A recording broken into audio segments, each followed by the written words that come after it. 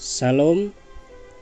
Sebelum kita belajar bersama-sama firman Tuhan pada hari ini, mari kita sama-sama tunduk kepala dan kita berdoa. Tuhan Allah Bapa kami yang ada di surga, yang kami kenal di dalam nama Tuhan kami Yesus Kristus. Pada hari ini kami ingin bersama-sama belajar firman-Mu. Berikanlah kami hikmat dan kebijaksanaan supaya kami dapat memahami firman-Mu yang sebentar lagi kami akan nikmati bersama-sama. Hamba-Mu yang menyampaikan, urapilah supaya hamba-Mu dapat menyampaikan firman-Mu sesuai dengan kebenaran firman-Mu. Di dalam nama Yesus kami bersyukur dan berdoa. Mari kita katakan bersama-sama, amin. Teks pembelajaran kita pada hari ini diambil di dalam Kejadian pasal 39 ayat 6b sehingga ayat 23 di bawah tajuk Yusuf di rumah Potifar. Tema kita pada hari ini, hidup taat kepada Tuhan. Salam saudara-saudari yang dikasihi Tuhan. Kita berjumpa lagi di dalam renungan singkat pada hari ini. Semoga apapun yang kita pelajari bersama-sama hari ini bermanfaat bagi kita semua.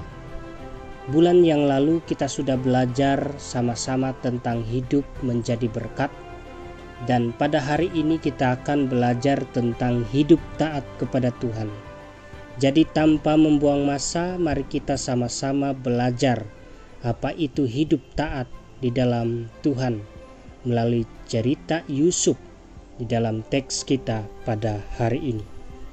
Saudara-saudari yang dikasihi Tuhan, ternyata Yusuf diambil dan diberikan kuasa oleh Potifar di dalam teks ini untuk mengurus rumah tangganya adalah karena sikap Yusuf yang manis dan menarik hati. Jadi Yusuf bukan sekedar memiliki paras yang elok, tetapi Yusuf juga memiliki sikap yang manis, yang menarik hati. Boleh kita rujuk ayat 6b, saya bacakan. Adapun Yusuf itu manis sikapnya dan elok parasnya. Demikian pembacaan firman Tuhan. Singkat cerita, oleh sebab Yusuf memiliki sikap yang manis dan paras yang elok, maka istri Potifar pun tergoda kepada Yusuf dan akhirnya Yusuf dipandang dengan perasaan birahi oleh istri Potifar. Lalu Yusuf diajak tidur oleh istri Potifar, tetapi Yusuf menolak permintaan itu. Boleh rujuk ayat yang ke-7 sampai 8 supaya pemahaman kita semakin jelas. Yusuf menolak ajakan istri Potifar itu karena Yusuf tahu bahwa itu kejahatan yang besar dan menjadi dosa di hadapan Allah. Ayat 9b saya bacakan. Bagaimanakah mungkin aku melakukan kejahatan yang besar ini dan perbuatan dosa terhadap Allah? Tetapi apapun yang dikatakan oleh Yusuf tidak didengarkan oleh istri Potifar.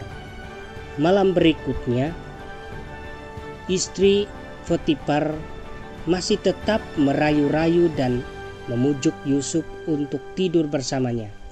Tetapi Yusuf tidak mendengarkan pujuk rayu dari istri tuannya itu. Ayat 10 saya bacakan. Walaupun dari hari ke hari perempuan itu memujuk Yusuf, Yusuf tidak mendengarkan pujukannya itu untuk tidur di sisinya dan bersetubuh dengan dia. Demikian pembacaan firman Tuhan.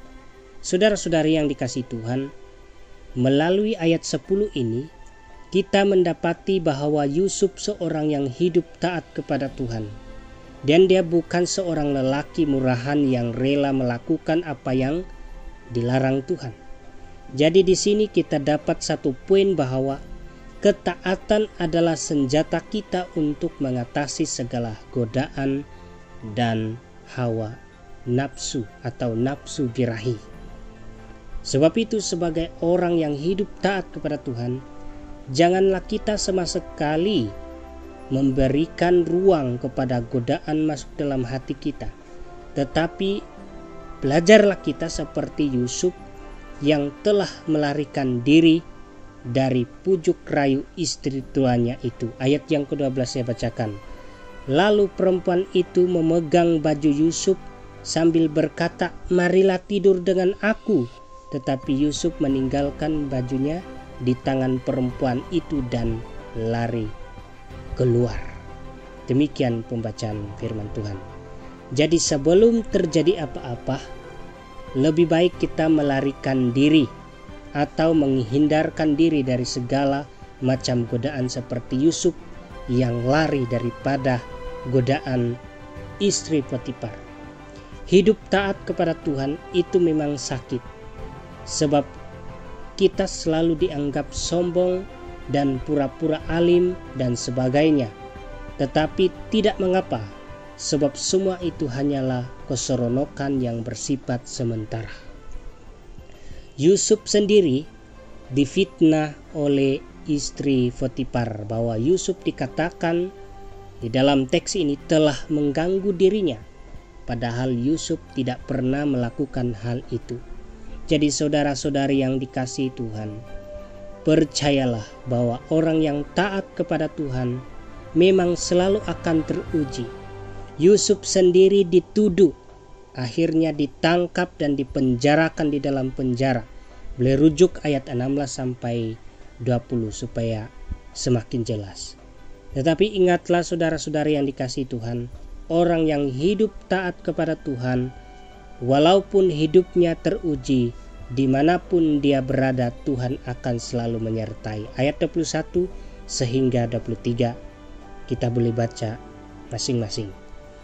Di mana di dalam ayat ini dikatakan bahwa meskipun Yusuf dipenjara, Yusuf tetap dipakai oleh kepala penjara, sehingga semua tugas di dalam penjara dipercayakan kepada Yusuf.